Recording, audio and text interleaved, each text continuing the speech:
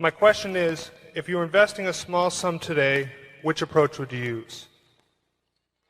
Well, I would use the approach that I think I'm using now of trying to search out businesses that where I think they're selling at the lowest price relative to the discounted cash they would produce in the future. But if I were working with a small amount of money, the universe would be huge compared to the universe of possible ideas I work with now. You mentioned that 56 to 69 was the best period. Actually, my best period was before that. It was from right after I met Ben Graham in early 1951.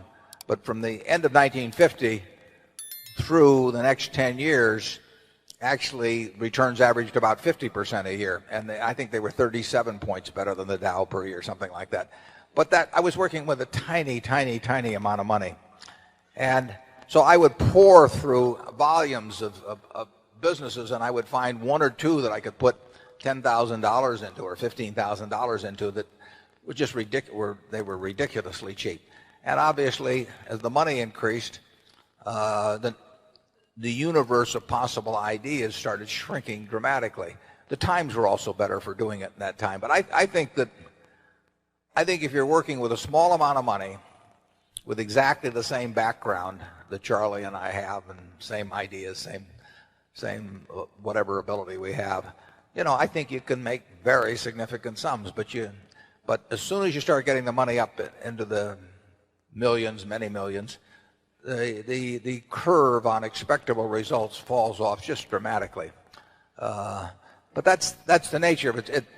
You've got to, when you get up to things you can put millions of dollars into, you've got a lot of competition looking at that, and they're not looking as I did when I started. When I started, I went through the pages of the manuals page by page. I mean, I probably went through 20,000 pages in the Moody's Industrial, Transportation, Banks, and Finance manuals. And I did it twice. And I actually, looked at every business. I didn't look very hard at some. Well, that's not a practical way to invest tens or hundreds of millions of dollars. So I would say if you're working with a small sum of money and you're really interested in the business and willing to do the work, you will find something. If you were, there's no question about it in my mind. You will find some things that promise very large returns compared to what we will be able to deliver with large sums of money. Charlie? Well, yeah, I think that's right. A brilliant man who can't get any money from other people and is working with a very small sum probably should work in very obscure stocks, searching out unusual, mispriced opportunities. But,